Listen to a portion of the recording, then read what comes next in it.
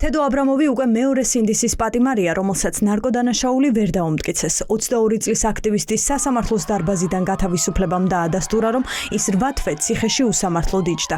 აბრამოვის ისტორია ახობაძის მსგავსია და აჩენს კითხვას, რაზე მიანიშნებს ნარკოდანაშაულში ბრალდებულების გათავისუფლების ტენდენცია.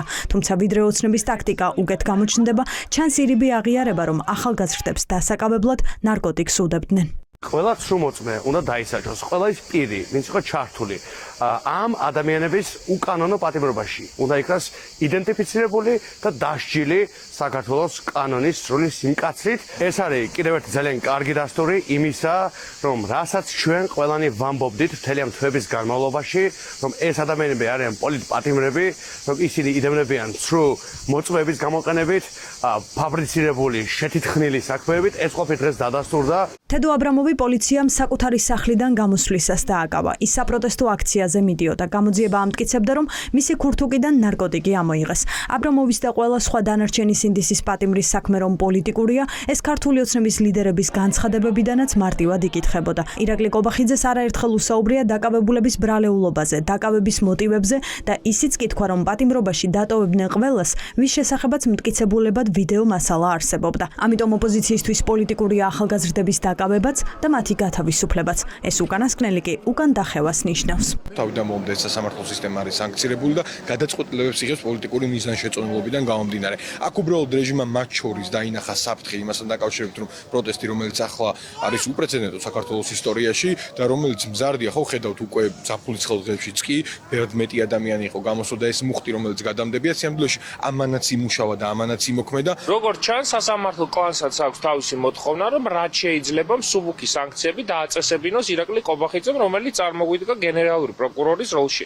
კაცმა გამოაცხადა, ვის, როგორ და რანაირად გაასამართლებენ. ხა ესეც სახელმწიფოში, როდესაც ცხოვრობ, სადაც ხელისუფლების ყველა შტო მიტაცებულია კივანიშვილ, ძალიან რთული სამკითხაოა, რა გადაწყვეტილებას მიიღებენ, მაგრამ ფაქტია, რომ სისტემა აღარ არის ისეთი მდგრადი, როგორც იყო 26 ოქტომბრამდე. თუ ამ დრომდე პატიმრების მიმართ გამოტანილ განაჩენებს დავაკვირდებით, უდანაშაულოდ მხოლოდ ისინი ცნეს, ვინც ნარკოდანაშაულის ბრალდებით დააკავეს. სხვების მიმართ კი პატიმრობის წლები მინიმალურია. ჩნდება კითხვა, რა განსაზღვრავს გადაწყვეტილებას, ბრალდების მუხლი თუ საზოგადოების პროტესტი.